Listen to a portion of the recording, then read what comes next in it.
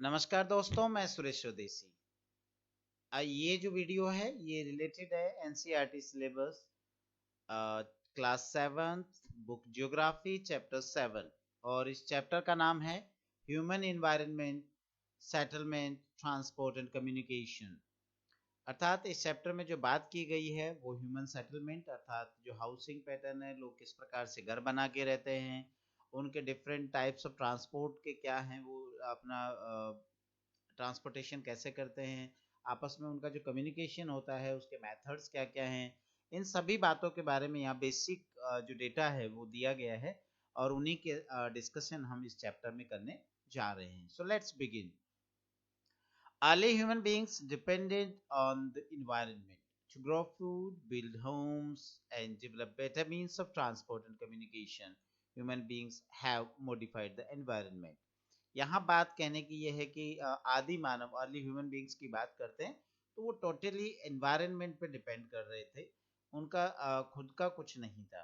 But later on उन्होंने इनमें बहुत सारे मॉडिफिकेशंस किए, फूड ग्रोइंग हो, चाहे हाउस बिल्डिंग हो, चाहे ट्रांसपोर्ट और कम्युनिकेशन के बेटर मीन्स का डेवलपमेंट करना हो, इन सब मेथड्स को ह्यूमन बीइंग्स ने स्लोली एंड ग्रेजुअली डेवलप किया और आज हम एक बहुत बेहतर तकनीकों के साथ जी रहे हैं।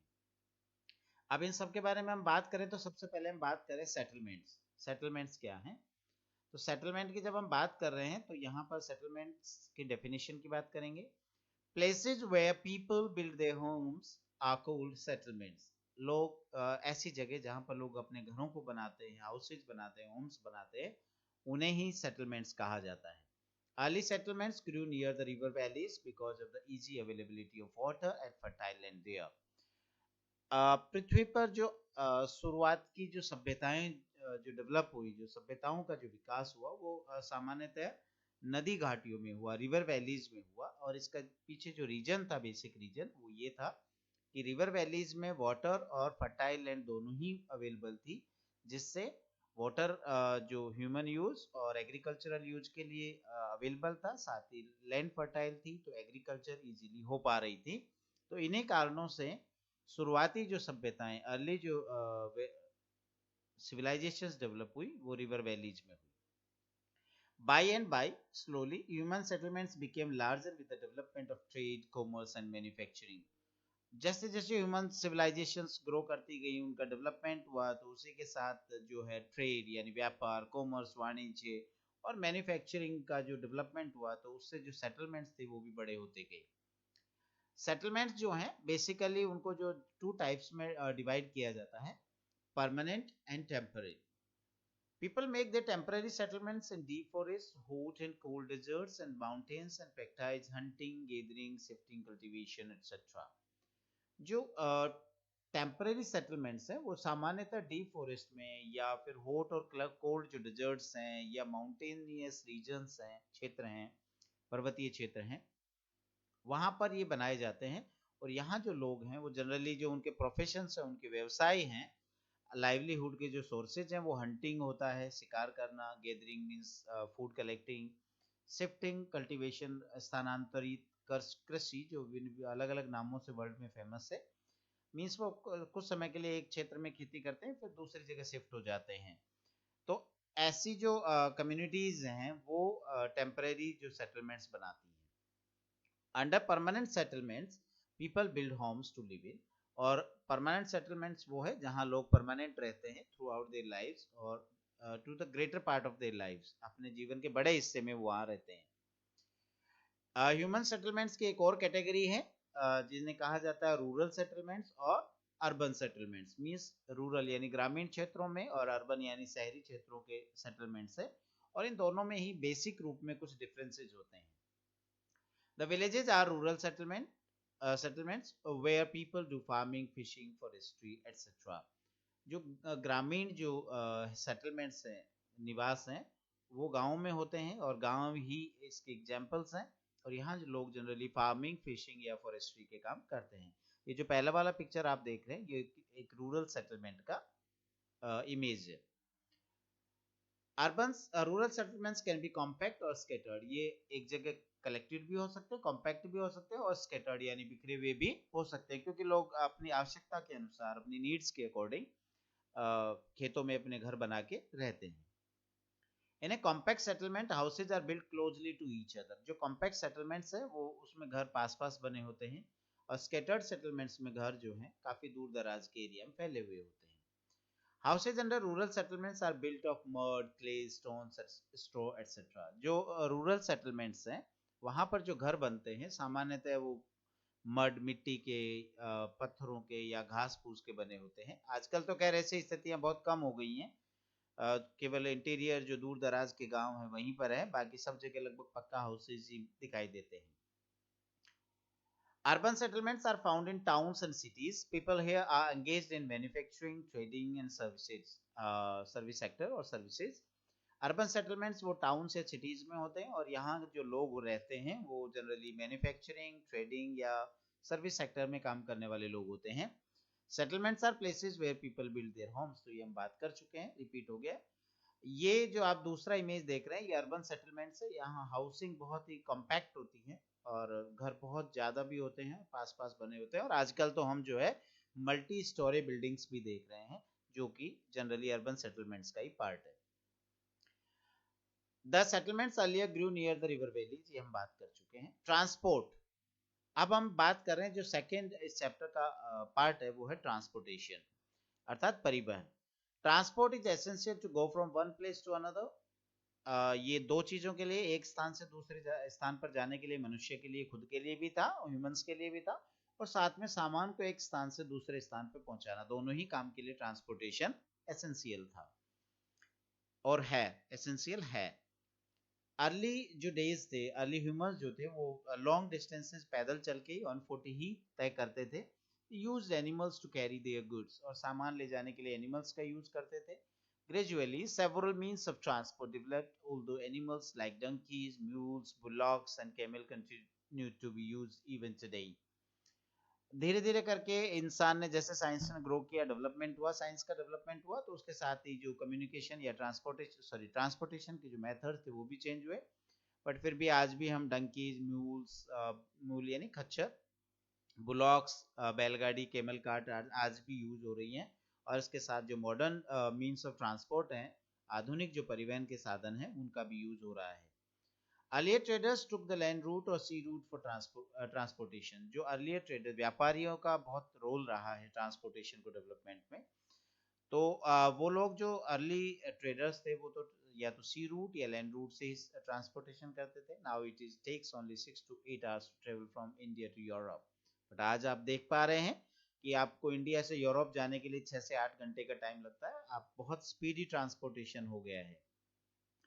An aeroplane is the fastest mode of transport, aeroplane जो है सबसे तेज तीव्र गति का ट्रांसपोर्ट का साधन है।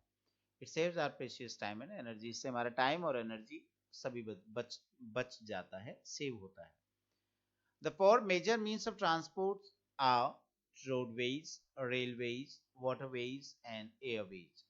जो ट्रांसपोर्टेशन के जो मीन्स हैं उनको 4 कैटेगरीज में डिवाइड किया जाता है, और ये 4 कैटेगरीज है roadways, railways, waterways and Airways. तो आप यहाँ भी देख सकते हैं means of transport, roadways, waterways, Airways and railways. और वाटरवे रोडवेज जो है वो मेटल रोड्स जो हैं, सड़कें जो होती है वो मेटल्ड हो सकती हैं, अनमेटल्ड हो सकती हैं, सबवेज हो सकती हैं, फ्लाईओवर्स हो सकते हैं, हाईवेज हो सकते हैं, स्टेट हाईवेज हो सकते हैं, नेशनल हाईवेज हो सकते हैं, different types of names are given to them.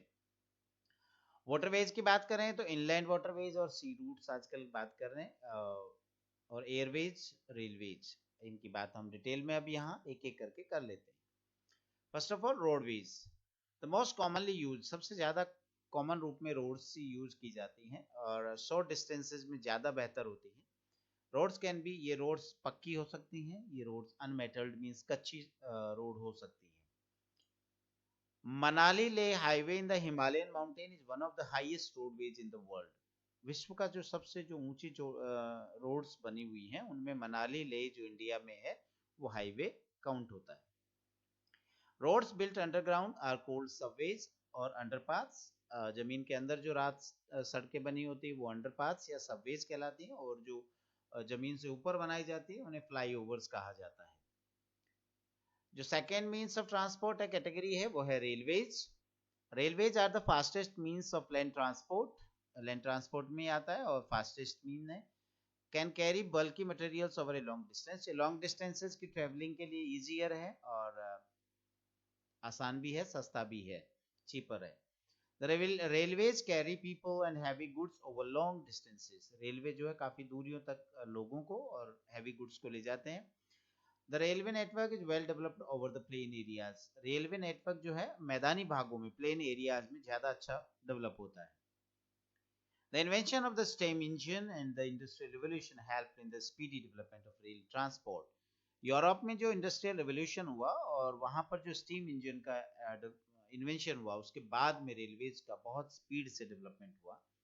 Diesel and electric engines जो है उन्होंने तो इसमें बहुत बड़ा कंट्रीब्यूशन किया और स्टीम इंजन को रिप्लेस भी किया।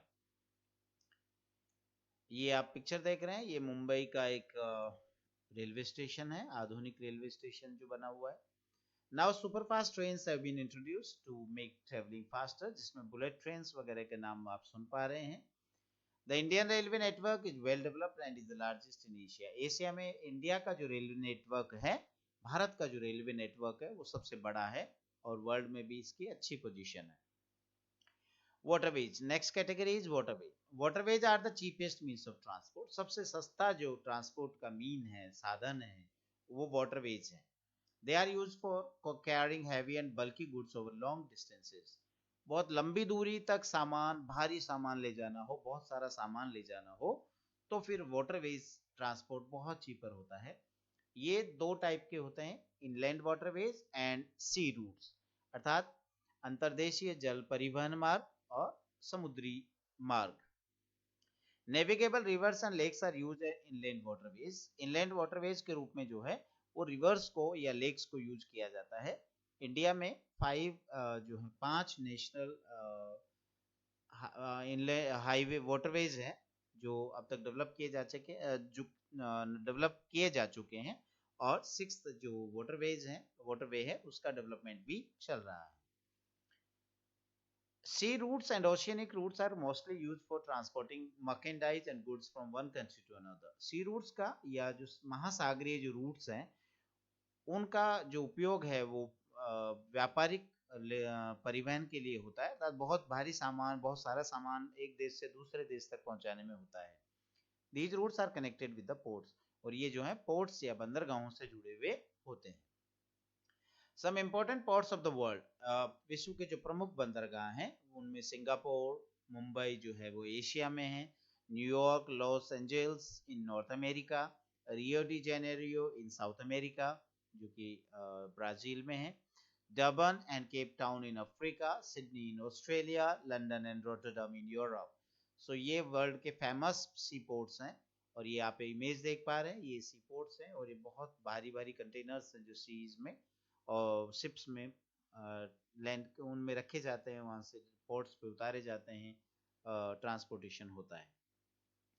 नेक्स्ट कैटेगरी इज एयरवेज, वायु परिवहन। Airways are the fastest means of transport. It is the only mode of transport to reach the most remote and distant areas, especially where there are no roads and railways. Airways जो है वह सबसे fastest तो है ही, साथ में जो remote areas है, दूर दराज के ऐसे क्षेत्र जहां पर हम सड़क या रेलवेज के माध्यम से नहीं पहुंच सकते, वहां पहुंचाने के लिए एयरवेज बहुत इंपॉर्टेंट है। It is the only mode of transport to reach the most remote and distant areas where there is no roads and railways. तो ये repeat होगा। Helicopters are useful in most inaccessible areas and in the time of calamities for rescuing people and other associated works. Helicopters का प्रयोग जो है, जो बिल्कुल जहां पहुंचना बहुत ही दुर्लभ होता है वहां पर हेलीकॉप्टर्स का यूज किया जाता है, और जो प्राकृतिक आपदाएं जो होती है उस समय लोगों को बचाने में भी हेलीकॉप्टर्स का यूज काफी अच्छे लेवल पे किया जाता है। सम इम्पोर्टेंट एयरपोर्ट्स जो हैं वर्ल्ड के, वो Delhi, New Delhi, Mumbai, New York, London, Paris, Frankfurt and Cairo capital of Egypt. तो ये जो है आप इमेज जयपुर एयरपोर्ट का देख पा रहे हैं, बाकी इंटरनल स्ट्रक्चर्स आप देखेंगे। नेक्स्ट सेगमेंट जो इस चैप्टर का है वो है कम्युनिकेशन मींस संचार। एक दूसरे से कैसे हम बातचीत करते हैं, कैसे हम हमारे मैसेजेस को पहुंचाते हैं, रिसीव करते हैं, वो methodology. The process by which we convey messages to others is known as communication. हमारी बात दूसरे तक जो पहुंचाते हैं, हमारे संदेशों को दूसरे तक पहुंचाना या दूसरों से रिसीव करना ही कम्युनिकेशन है, संचार है। Communication is of two types, namely personal and mass communication. Personal हो सकता है जो एक व्यक्ति दूसरे व्यक्ति से करता है, और मास कम्युनिकेशन एक व्यक्ति बहुत सारे लोगों से करता है, ये मास कम्युनिकेशन है। Newspapers, radio and television are important means of communication. ये काफी आजकल जान ही रहे हैं। उसके अलावा ईमेल वगैरह आप देख ही रहे हैं, मोबाइल फोन्स हैं, काफी चीजें चेंज हुई हैं। They are called mass media. जो न्यूज़पेपर्स, रेडियो, टेलीविजन एटसेट्रा है, ये मास मीडिया के रूप में है। आजकल सोशल मीडिया के नाम से आप नई टर्म सुन रहे हैं, जिसमें व्हाट्सएप, ट्विटर, फेसबुक, ये सब मास मीडिया के माध्यम हो चुके हैं। इनके माध्यम से जो है मास मीडिया की जो हैं, उससे हम एक साथ बहुत सारे लोगों को अपना मैसेज दे सकते हैं। Satellites have made communication even faster. और ये जो चीजें पॉसिबल हुई हैं, फास्टर कम्युनिकेशन मेथड्स आए हैं, ये सैटेलाइट्स, जो मैन मेड सैटेलाइट्स हैं, उनकी हेल्प से हुआ है।